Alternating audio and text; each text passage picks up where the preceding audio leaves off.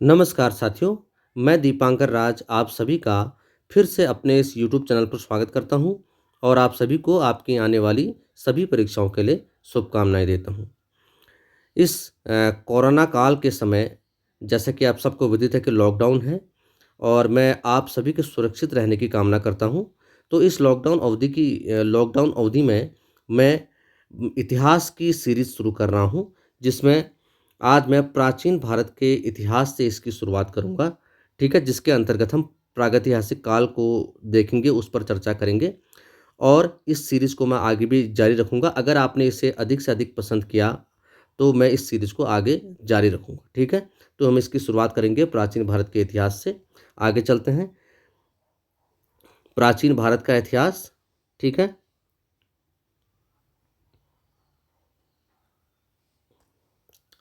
हाँ, तो प्राचीन भारत के इतिहास से हम इसकी शुरुआत करेंगे।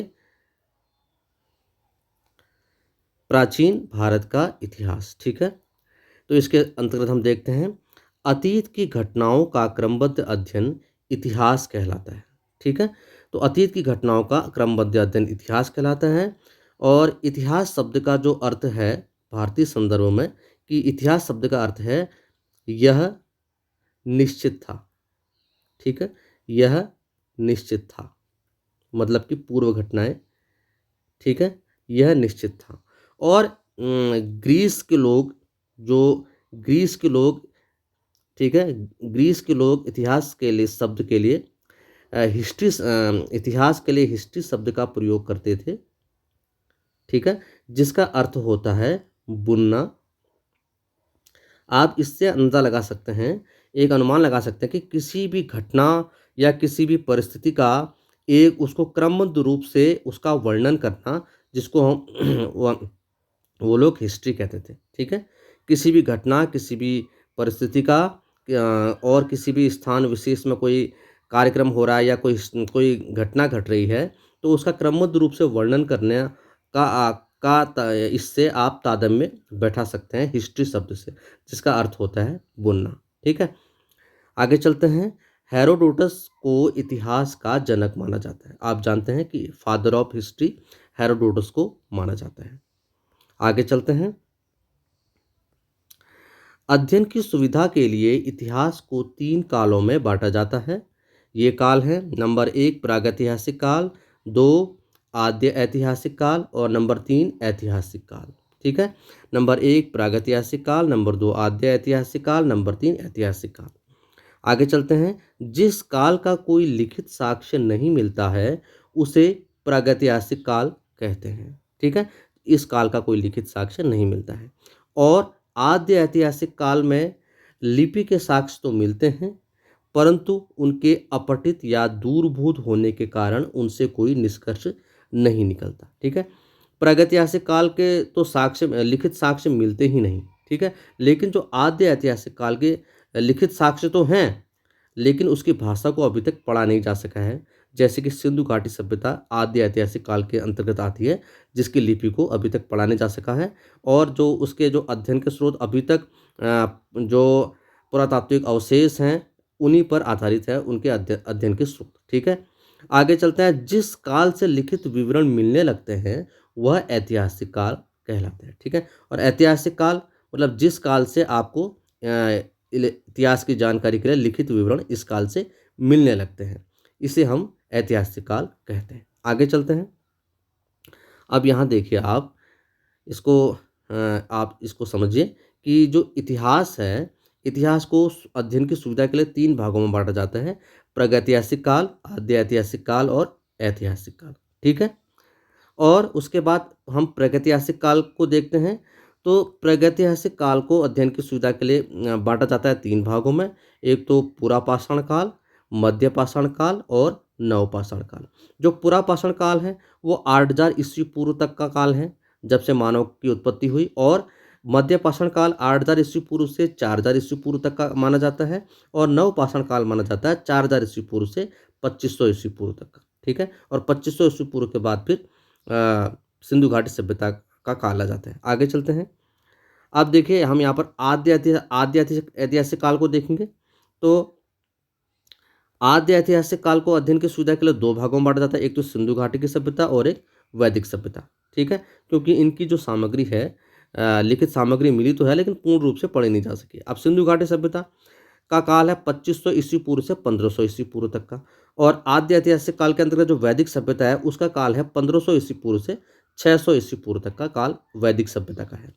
आगे वैदिक सभ्यता को भी दो भागों में बांटा जाता है, एक ऋग्वैदिक काल और उत्तर वैदिक काल। ऋग्वैदिक काल का जो समय है वो है 1500 ईस्वी पूर्व से 1000 ईस्वी पूर्व तक का, और उत्तर वैदिक काल का जो समय है वो है 1000 ईस्वी पूर्व से 600 ईस्वी पूर्व तक का। ठीक है, तो ये काल निर्धारण हमने देखा। आगे चलते हैं। अब हम देखते हैं ऐतिहासिक काल। अभी तक हमने आद्य ऐतिहासिक काल और प्रागैतिहासिक काल देखा। अब आद्य ऐतिहासिक काल का काल निर्धारण। आद्य ऐतिहासिक काल को अध्ययन की सुविधा के लिए तीन भागों में बांटा जाता है, एक प्राचीन भारत का इतिहास, मध्य भारत का इतिहास और आधुनिक भारत का इतिहास। ठीक है, जो प्राचीन भारत का इतिहास है वो 600 ईस्वी पूर्व से 712 ईस्वी तक का है, और मध्य भारत का इतिहास 712 ईस्वी से 1707 ईस्वी तक का माना जाता है, और आधुनिक भारत का इतिहास 1707 ईस्वी से 1964 ईस्वी तक का माना जाता है, क्योंकि 1964 ईस्वी तक ही लिखा गया, उसके बाद भी लिखा गया है लेकिन वो पाठ्यक्रम में शामिल नहीं है। ठीक है, आगे चलते हैं। हाँ, अब हम आज के वीडियो में प्रागैतिहासिक काल पर विशेष रूप से चर्चा करेंगे। ठीक है, आगे आने वाले वीडियोज़ में फिर आगे के काल में हम चर्चा करेंगे। ठीक है, तो प्रागैतिहासिक काल यानी प्री हिस्टोरिक एरा।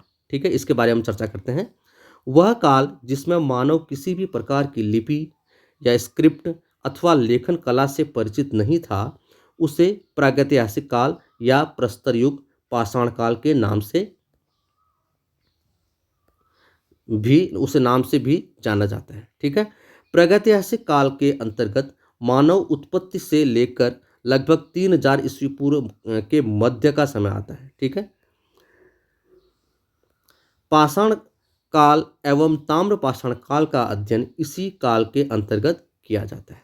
ठीक है, तो आपने देखा कि जो प्रागैतिहासिक काल है वह काल जिसमें मानव किसी भी प्रकार की लिपि, स्क्रिप्ट या लेखन कला से परिचित नहीं था, उसे प्रागैतिहासिक काल या प्रस्तर युग के नाम से भी जाना जाता है। ठीक है, या पाषाण काल के नाम से भी उसे जाना जाता है। प्रागैतिहासिक काल के अंतर्गत मानव उत्पत्ति से लेकर 3000 ईस्वी पूर्व के मध्य तक का समय आता है। पाषाण काल एवं ताम्र पाषाण काल का अध्ययन इसी काल के अंतर्गत किया जाता है। ठीक है, तो इसके अंतर्गत एक तो पाषाण काल का अध्ययन किया जाता है और ताम्र पाषाण काल का अध्ययन इसी के अंतर्गत किया जाता है। किसके अंतर्गत? प्रागैतिहासिक काल के अंतर्गत। ठीक है, आगे चलते हैं। हाँ, अब हम देखते हैं भारत में वर्ष 1863 ईस्वी में सर्वप्रथम रॉबर्ट ब्रूसफुट भूवैज्ञानिक जो एक थे के द्वारा पाषाणकालीन सभ्यता की खोज की गई। किसके द्वारा? महत्वपूर्ण पॉइंट है। भारत में वर्ष 1963 में सर्वप्रथम रॉबर्ट ब्रूसफुट जो कि एक भूवैज्ञानिक थे, उनके द्वारा पाषाणकालीन सभ्यता की खोज की गई। इन्होंने ही पहला पूरा पाषाणकालीन उपकरण मद्रास के पास पल्लवरम नामक स्थान से प्राप्त किया था। यानी रॉबर्ट ब्रूसफुट जो कि एक भूवैज्ञानिक थे, इन्होंने ही पहला पूरा पाषाणकालीन उपकरण मद्रास के पास पल्लवरम नामक स्थान से प्राप्त किया था। पाषाण काल को अध्ययन की सुविधा की दृष्टि से तीन कालों में विभाजित किया गया है। ठीक है, ये हमने पहले भी देखा। अब पाषाण काल को अध्ययन की सुविधा के लिए तीन भागों में विभाजित किया गया। नंबर पहला है पूरा पाषाण काल, जिसे पैलियोलिथिक एज कहते हैं। यह 5 लाख ईस्वी पूर्व से 10,000 ईस्वी पूर्व तक का माना जाता है। ठीक है, दूसरा है मध्य पाषाण काल, जिसे मेसोलिथिक एज कहते हैं। यह 10,000 ईस्वी पूर्व से 4,000 ईस्वी पूर्व तक का माना जाता है। तीसरा है नवपाषाण काल, जिसे नियोलिथिक एज कहते हैं। यह 7,000 ईस्वी पूर्व से 1,000 ईस्वी पूर्व तक का काल माना जाता है। ठीक है, तो पूरा जो पाषाण काल है, इसको देखो पाषाण काल को अध्ययन की सुविधा के लिए तीन भागों में बांटा जाता है। एक तो पूरा पाषाण काल, जिसे हम पैलियोलिथिक एज कहते हैं, यह 5 लाख ईस्वी पूर्व से 10,000 ईस्वी पूर्व तक का माना जाता है। दूसरा मध्य पाषाण काल है, जिसे हम मेसोलिथिक एज कहते हैं, यह 10,000 ईस्वी पूर्व से 4,000 ईस्वी पूर्व तक का माना जाता है। तीसरा नव पाषाण काल है, जिसे नियोलिथिक एज कहते हैं हम, यह 7,000 ईस्वी पूर्व से 1,000 ईस्वी पूर्व तक का माना जाता है। ठीक है, आगे चलते हैं। हाँ, अब यहाँ आप देखिए, ये पूरा पाषाणकालीन औजार हैं, पत्थर के औजारों का यहाँ पर एक चित्र दिया गया है। तो पूरा पाषाण काल में जो मानव द्वारा निर्मित पत्थर के औजार थे, आप इनको देख सकते हैं। ये बेडौल और भारी होते थे, ठीक है। तो इस तरीके से इन्हीं के आधार पर इनका काल निर्धारण किया जाता है, ठीक है। पूरा पाषाण काल और इनकी विकास का और अंदाज़ा लगाया जा सकता है कि वो कितने विकसित थे, कितने बुद्धिमान थे और उनका विकास का स्तर क्या था। इन्होंने जो पत्थर के औजार बनाए थे, उस समय ये बेडौल और भारी किस्म के होते थे, ठीक है, और सुविधाजनक नहीं थे। आगे चलते हैं। हाँ, अब हम इसी पैलियोलिथिक एज को हम चर्चा करेंगे, यानी पूरा पाषाण काल की हम चर्चा करेंगे, ठीक है। तो पूरा पाषाण काल यानी पैलियोलिथिक एज को हम अध्ययन की दृष्टि से पुनः 3 भागों में विभाजित करते हैं, ठीक है। पुनः इसको 3 भागों में विभाजित किया जाता है, ठीक है। पैलियोलिथिक एज को या अध्ययन की दृष्टि से 3 भागों में पुनः विभाजित किया जाता है। ये है, पहला है निम्न पूरा पाषाण काल, दूसरा है मध्य पूरा पाषाण काल और तीसरा है उच्च पूरा पाषाण काल या उत्तर पूरा पाषाण काल यानी अपर पैलियोलिथिक एज, ठीक है। आगे चलते हैं। अब हम सबसे पहले देखेंगे निम्न पूरा पाषाण काल के बारे में हम चर्चा करेंगे। निम्न पूरा पाषाण काल, इसके बारे में देखते हैं, ठीक है। तो ये लगभग 5000 ईस्वी पूर्व से लेकर 50,000 ईस्वी पूर्व तक के काल को निम्न पूरा पाषाण काल माना जाता है, ठीक है। तो इसका काल निर्धारण आप देख लीजिएगा कि 5 लाख ईस्वी पूर्व से लेकर 50,000 ईस्वी पूर्व तक के काल को निम्न पूरा पाषाण माना जाता है। इस काल में मानव का जीवन अस्थिर था, वह समूह बनाकर रहता था तथा अपना जीवन निर्वाह गुफाओं में रहकर आखेट करके वह खाद्य पदार्थों का संग्रहण करके करता था, ठीक है। इस काल में मानव का जीवन अस्थिर था, वह समूह बनाकर रहता था तथा अपना जीवन निर्वाह गुफाओं में रहकर आखेट करके तथा खाद्य पदार्थों का संग्रहण करके करता था। आगे चलते हैं। हैंडेक्स, चापर, चापिंग एवं पेबुल इसी काल के प्रमुख उपकरण थे, ठीक है। हैंडेक्स, चापर, चापिंग और पेबुल इसी काल के प्रमुख उपकरण थे। आगे चलते हैं। हाँ, अब देखते हैं। भारत में निम्न पुरा पाषाण कालीन संस्कृति को 2 वर्गों में विभाजित किया गया है, ठीक है। एक तो है चापर चापिंग या पेबुल संस्कृति, ठीक है। चापर चापिंग या पेबुल संस्कृति, यह संस्कृति पाकिस्तान के पंजाब प्रांत में सोहन नदी घाटी क्षेत्र में विस्तृत थी, अतः इसे सोहन संस्कृति के नाम से भी जाना जाता है, ठीक है। तो जो चापर चापिंग या पेबुल संस्कृति है, वह पाकिस्तान के पंजाब प्रांत में सोहन नदी घाटी के क्षेत्र में विस्तृत थी, अतः इसे सोहन संस्कृति भी कहा जाता है। तो कहीं अगर चापर चापिंग या पेबुल संस्कृति या सोहन संस्कृति आते हैं तो आप इन दोनों के बीच में आप ये संबंध स्थापित कर सकते हैं, ठीक है। आगे चलते हैं। अब है हैंडेक्स संस्कृति। हैंडेक्स संस्कृति, इसके बारे में देखते हैं। इस संस्कृति का मुख्य उपकरण हैंडेक्स था। इसे एशुलन संस्कृति के नाम से जाना जाता है। इसे एशुलन संस्कृति के नाम से जाना जाता है। हैंडेक्स संस्कृति के उपकरण सर्वप्रथम अतीरपक्कम मद्रास से प्राप्त हुए हैं, इसलिए इसे मद्रासी संस्कृति के नाम से भी जाना जाता है, ठीक है। तो हैंडेक्स संस्कृति जो है, इस संस्कृति का जो मुख्य उपकरण वो हैंडेक्स था। इसे एशुलन संस्कृति के नाम से भी जाना जाता है। महत्वपूर्ण पॉइंट, इसे एशुलन संस्कृति के नाम से भी जाना जाता है। हैंडेक्स संस्कृति के उपकरण सर्वप्रथम अतीरपक्कम मद्रास से प्राप्त हुए हैं, इसलिए इसे मद्रासी संस्कृति के नाम से भी जाना जाता है। आगे चलते हैं। अब हम देखते हैं मध्य पूरा पाषाण काल। अभी हमने पूरा पाषाण काल देखा, अब हम मध्य पूरा पाषाण काल को जानेंगे, ठीक है। इसके अंतर्गत जो 50,000 ईस्वी पूर्व से लेकर 40,000 ईस्वी पूर्व तक के काल को मध्य पूरा पाषाण काल कहते हैं। जैसे वहाँ 5 लाख ईस्वी पूर्व से 50,000 ईस्वी पूर्व तक के काल को पूरा पाषाण काल कहते थे। यहाँ तो जो 50,000 ईस्वी पूर्व से लेकर 40,000 ईस्वी पूर्व तक के काल को मध्य पूरा पाषाण काल कहा जाता है। मध्य पूरा पाषाण काल में आग का व्यापक रूप से प्रयोग किया जाने लगा। मतलब कि आग का आविष्कार कब हुआ, तो मध्य पूरा पाषाण काल में हुआ, तो और इसका व्यापक रूप से प्रयोग होने लगा। आगे चलते हैं। इस काल में पत्थर के फलकों की सहायता से उपकरणों का निर्माण किया जाने लगा, अतः इस काल को फलक संस्कृति या फ्लेक कल्चर के नाम से भी जाना जाता है। तो फलक संस्कृति या फ्लेक कल्चर किसे कहा जाता है? मध्य पूरा पाषाण काल को फलक संस्कृति के नाम से भी जाना जाता है, क्योंकि इस काल में इस काल में फलकों का प्रयोग बहुतायत से किया जाने लगा। ठीक है। यहाँ पर मैं एक बात करेक्शन करना चाहता हूँ कि जो आग का जो आविष्कार है, ठीक है, जो आग का आविष्कार था वो पूरा पाषाण काल में हो चुका था। ठीक है। तो जो आग का जो आविष्कार है, ठीक है, जो आविष्कार पूरा पाषाण काल में हो चुका था। ठीक है। जो आविष्कार है वो पूरा पाषाण काल में हो चुका था। पूरा पाषाण काल, ठीक है, पूरा पाषाण काल में आग का आविष्कार हो चुका था। और लेकिन उसका जो उपयोग जो उसका उपयोग है वो मध्य पूरा पाषाण काल में व्यापक रूप से किया जाने लगा। ठीक है। जो अ, जो अग्नि का आविष्कार या आग का आविष्कार है वो पूरा पाषाण काल में हो चुका था, लेकिन जो उसका व्यापक रूप से प्रयोग मध्य पाषाण काल में किया गया। ठीक है। तो ये पॉइंट मैंने यहाँ पर करेक्ट कर लिया है। अब देखो, हमने फलक संस्कृति के बारे में हमने जाना कि इस काल में फलकों की सहायता से उपकरणों का निर्माण किया जाने लगा। अतः इस काल को फलक संस्कृति या फ्लेक कल्चर के नाम से भी जाना जाता है। आगे चलते हैं। इस काल में पत्थरों से विभिन्न प्रकार के हथियार बनाए जाने लगे, जैसे फलक, वेदनी, छेदनी और खुरसनी, जिसे हम स्क्रैपर कहते हैं। ठीक है। आगे चलते हैं। गंगा घाटी, असम, सिक्किम एवं केरल को छोड़कर मध्य पुरापाषाण काल के उपकरण संपूर्ण भारत से प्राप्त हुए हैं। ठीक है। तो गंगा घाटी, असम, सिक्किम और केरल को छोड़कर मध्य पुरापाषाण काल के जो उपकरण हैं संपूर्ण भारत से प्राप्त हुए हैं। आगे चलते हैं।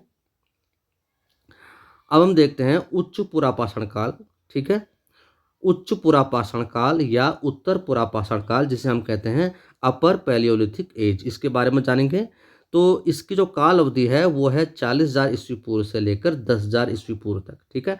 जिस तरह जो मध्य पुरापाषाण काल की जो काल अवधि थी वो 50,000 ईस्वी पूर्व से लेकर 40,000 ईस्वी पूर्व तक की थी। आप यहाँ देखिए, मध्य पुरापाषाण काल की जो काल अवधि है वो 50,000 ईस्वी पूर्व से लेकर 40,000 ईस्वी पूर्व तक की है। ठीक है। लेकिन जो इसके बाद का समय आता है, यानी उच्च पुरापाषाण काल या उत्तर पुरापाषाण काल की स्थिति है, वो यहाँ देखिए 40,000 यहाँ है। तो 40,000 के बाद 40,000 ईस्वी पूर्व से लेकर 10,000 ईस्वी पूर्व तक का जो समय है वह उच्च पुरापाषाण काल या उत्तर पुरापाषाण काल के नाम से जाना जाता है। ठीक है। इसके बारे में हम चर्चा करते हैं। देखिए, 40,000 ईस्वी पूर्व से लेकर 10,000 ईस्वी पूर्व तक का जो काल है उसको उच्च पुरापाषाण काल कहा जाता है। उत्तर पुरापाषाण काल हिमयुग या आइस एज की अंतिम अवस्था थी तथा इसी काल में सर्वप्रथम आधुनिक मानव होमोसेपियंस होमोसेपियंस का उदय हुआ। बहुत महत्वपूर्ण पॉइंट है ये कि उत्तर पुरापाषाण काल यानी जो अपर पैलियोलिथिक एज है, उत्तर पुरापाषाण काल हिमयुग यानी आइस एज की अंतिम अवस्था थी। इसका मतलब कि हिमयुग चल रहा था, हिमयुग की जो अंतिम अवस्था थी वो उत्तर पुरापाषाण काल की थी।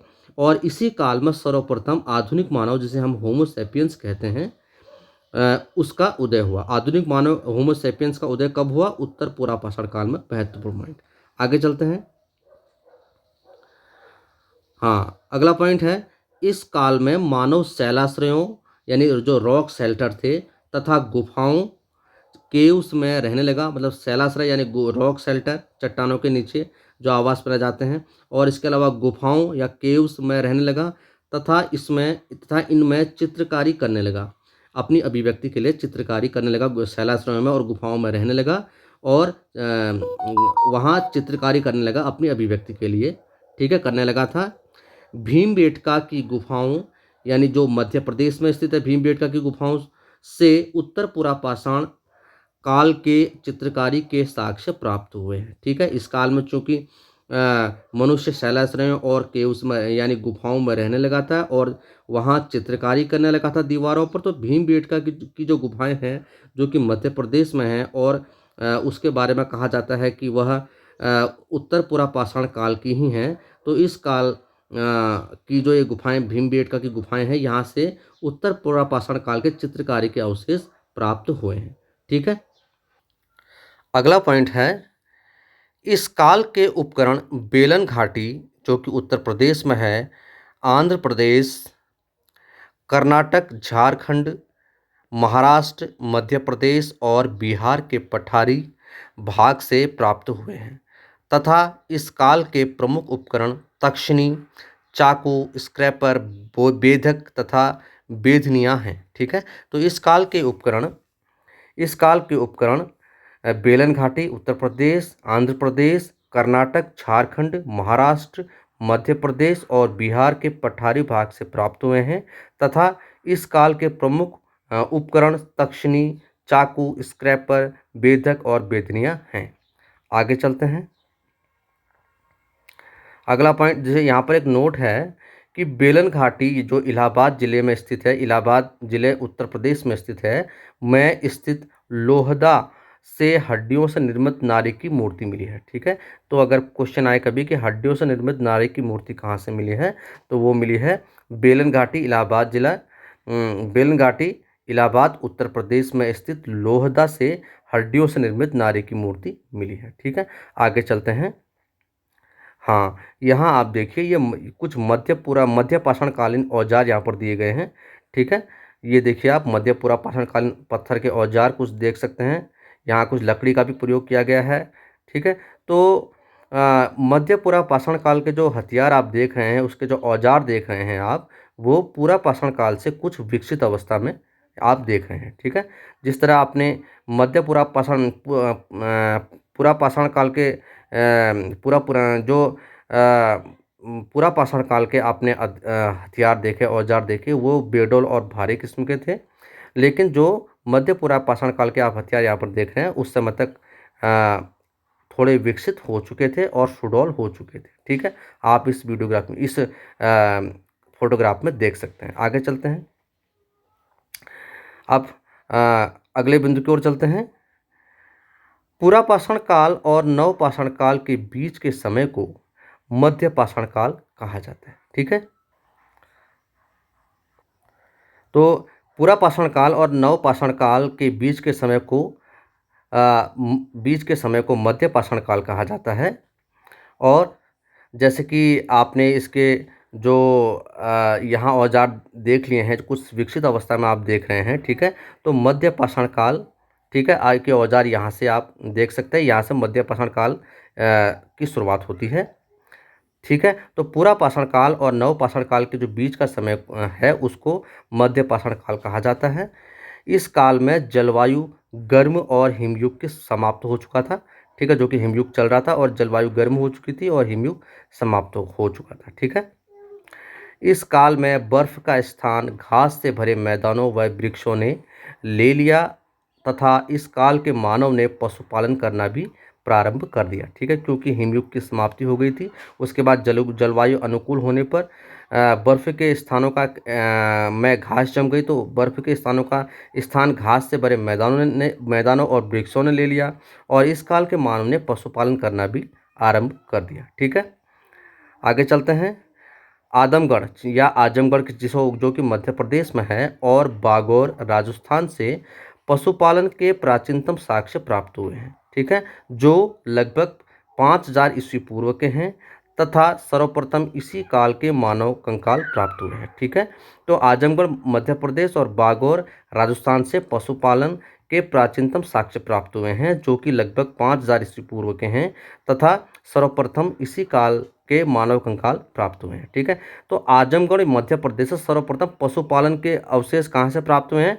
आजमगढ़ मध्य प्रदेश के बागौर, एक तो आजमगढ़ मध्य प्रदेश से और बागौर राजस्थान से पशुपालन के प्राचीनतम साक्ष्य प्राप्त हुए हैं और 5000 ईस्वी पूर्व, जो कि 5000 ईस्वी पूर्व के हैं, सर्वप्रथम इसी काल के मानव कंकाल भी प्राप्त हुए हैं। ठीक है, अगला पॉइंट देखते हैं। इस काल में प्रमुख उपकरण बेदनी, त्रिकोण, इकधार, फलक, समलंब, अधिचंद्र आदि थे तथा इसके साथ ही तक्षणी, खुरसनी और खंडक का प्रयोग भी मध्य पाषाण काल में किया जाता था। इस काल में सूक्ष्म औजारों का निर्माण किया जाने लगा, जो लगभग 1 से 8 सेंटीमीटर होते थे। इस काल में निर्मित औजारों को सूक्ष्म पाषाण उपकरण या माइक्रोलिथ कहा जाता है। ठीक है, इस काल में तीर, कमान और भाले का प्रयोग के भी साक्ष्य प्राप्त हुए हैं। ठीक है, तो आपने देखा कि इस काल में प्रमुख उपकरण बेदनी, त्रिकोण, इकधार, फलक, सामलंब, अधिचंद्र आदि थे तथा इसके साथ ही तक्षणी, खुरसनी, खंडक का प्रयोग भी मध्य पाषाण काल में किया जाने लगा। इस काल में सूक्ष्म औजारों का निर्माण किया जाने लगा जो लगभग 1 से 8 सेंटीमीटर के होते थे। इस काल के में निर्मित जो सूक्ष्म औजार थे इनको माइक्रोलिथ कहा जाने लगा। ठीक है, माइक्रोलिथ अर्थात सूक्ष्म पाषाण उपकरण। इस काल में तीर कमान और भाले का प्रयोग करने के भी साक्ष्य प्राप्त हुए हैं। ठीक है, आगे चलते हैं। अब हम आते हैं नवपाषाण काल की ओर। ठीक है, तो नवपाषाण काल भारत के लिए लगभग 7000 ईस्वी पूर्व में तथा विश्व के अन्य स्थानों पर 9000 ईस्वी पूर्व से माना जाता है, जो लगभग 2500 ईस्वी पूर्व में समाप्त हुआ। ठीक है, सर्वप्रथम वर्ष 1860 में लैनमेसूरियर द्वारा टोंस नदी घाटी उत्तर प्रदेश में नवपाषाण काल के प्रस्तर उपकरण खोजे गए, जिसे जो न्यूलिथिक एज कहा जाता है। यह मानव जीवन के इतिहास का सबसे प्रमुख काल था, जिसमें मानव स्थायी बस्तियां बनाकर तथा साथ में पशुपालन और कृषि भी करने लगा। इस काल में मानव गेहूं, चावल, जौ, मूंग, मसूर आदि फसलों की खेती भी करने लगा था। ठीक है, मृद भांडों का निर्माण इसी काल में सबसे महत्वपूर्ण उपलब्धि है इसकी। ठीक है, अगला बिंदु देखते हैं। इस काल में कब्रगाहों के ऊपर बड़े बड़े पत्थर रखे जाते थे, जिन्हें महापाषाण कहा जाता है। महत्वपूर्ण पॉइंट, इस काल में कब्रगाहों के ऊपर बड़े बड़े पत्थर रखे जाते थे, जिन्हें महापाषाण कहा जाता है। सबसे प्राचीनतम नवपाषाण कालीन स्थल मेहरगढ़ पाकिस्तान में है। ठीक है, जहाँ से कृषि का सबसे पहला स्पष्ट प्रमाण मिलता है। तो सबसे पहला प्राचीनतम पाषाण कालीन स्थल मेहरगढ़ पाकिस्तान में है, जहाँ से कृषि का सबसे पहला स्पष्ट प्रमाण मिलता है।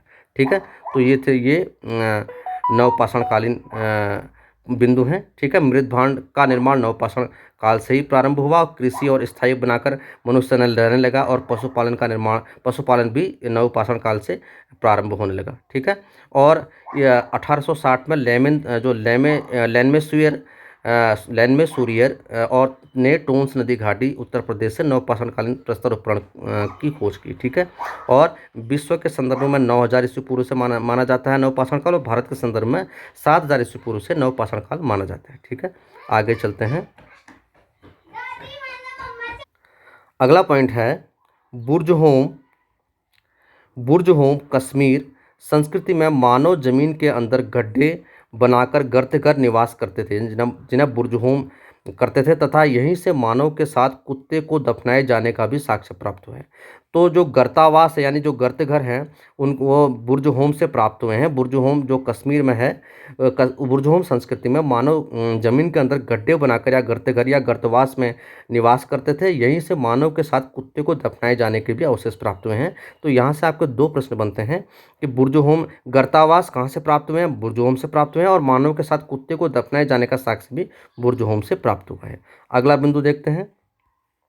नर्मदा घाटी मध्य प्रदेश में स्थित हथनौरा से मानव खोपड़ी का जीवाश्म प्राप्त हुआ है, जो भारत में सबसे प्राचीन है। ठीक है, तो भारत में सबसे प्राचीन जो अवशेष मानव का प्राप्त हुआ है वह मानव खोपड़ी का है, और जो कि नर्मदा घाटी मध्य प्रदेश में स्थित हथनौरा से प्राप्त हुआ है। मानव खोपड़ी का अवशेष जो कि भारत में सबसे प्राचीन है, नर्मदा घाटी में जो कि प्राप्त हुआ है। अगला पॉइंट, पशुपालन के प्राचीनतम साक्ष्य आदमगढ़ एवं बागौर से प्राप्त हुए हैं। आदमगढ़ या आजमगढ़ जो कि मध्य प्रदेश में है, वहाँ से प्राप्त हुए हैं। ठीक है, अगला बिंदु देखते हैं। अगला बिंदु है विश्व के प्राचीनतम मृद भांड बेलन घाटी उत्तर प्रदेश में स्थित चेपानी से प्राप्त हुए हैं। ठीक है, तो विश्व के प्राचीनतम मृद भांड बेलन घाटी उत्तर प्रदेश में स्थित चेपानी से प्राप्त हुए हैं। आगे चलते हैं। अब यहाँ आप देखिए ये नवपाषाण कालीन और देखिए आवास और प्रमुख उपकरणों का एक चित्र है। आप इससे अंदाजा लगा सकते हैं कि जो नवपाषाण काल में देखिए आप नवपाषाण काल में जो ये आवासों के चित्र हैं ये पहले से विकसित दिखाई दे रहे हैं, और औजार भी पहले से विकसित हो चुके थे, क्योंकि मानव विकास की अवस्था में आ चुका था। ठीक है, तो ये है नवपाषाण कालीन आवास और प्रमुख उपकरण। ठीक है, आगे चलते हैं। हाँ, अब यहाँ पर कुछ एक ये सारणीबद्ध विवरण दिया गया है, इसको देखेंगे हम। देखिए, नवपाषाण काल के प्रमुख स्थल, पुरातात्विक स्थल, वर्तमान नाम, पुरातात्विक साक्ष्य। ठीक है, इसको देखेंगे। इसमें बुर्जहोम, यहाँ से मानव को दफनाने के साक्ष्य मिलते हैं और गिरते घर के साक्ष्य मिलते हैं। मानव के साथ में कुत्ते को दफनाने का भी साक्ष्य यहीं से मिलता है। गुफ कराल जो कि कश्मीर में स्थित है। जमीन के अंदर मकान के साक्ष्य मिलते हैं। मृदभांड, हथियार व अस्थि उपकरणों के साक्ष्य यहाँ से प्राप्त हुए हैं। आगे चलते हैं। किलीगुल या मोहम्मद क्वेटा घाटी जिसे बोलते हैं, किलीगुल मोहम्मद या क्वेटा घाटी जिसे कहते हैं, जो कि वर्तमान में पाकिस्तान में है।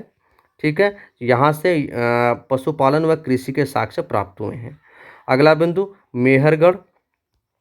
मेहरगढ़ बलूचिस्तान जो कि पाकिस्तान में है।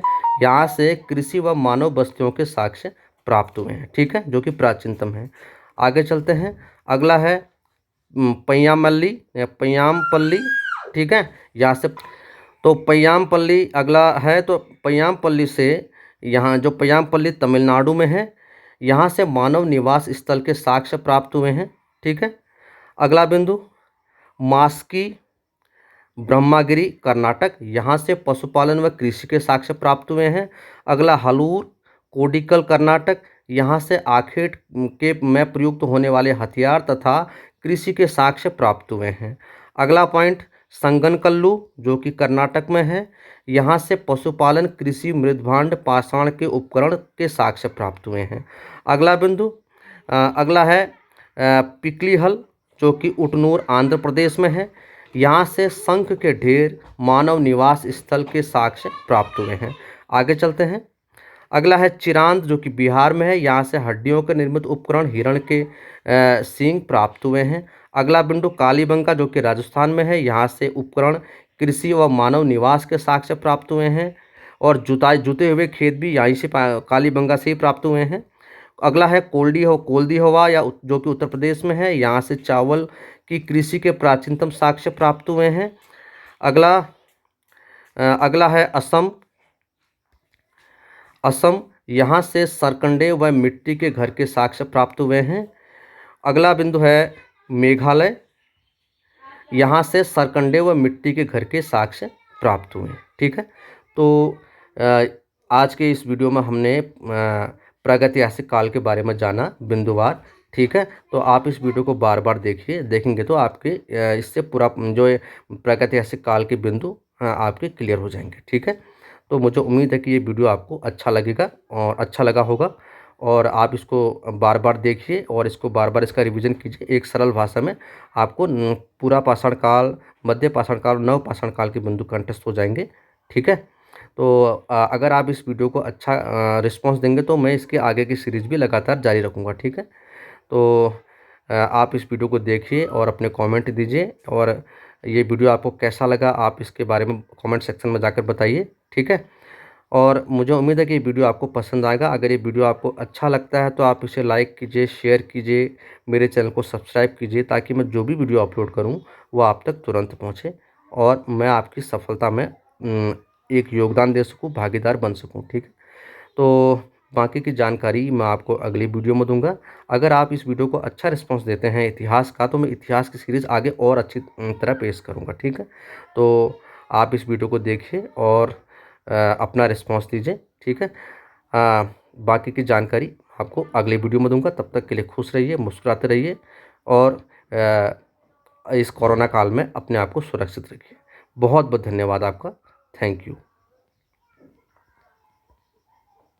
नमस्कार।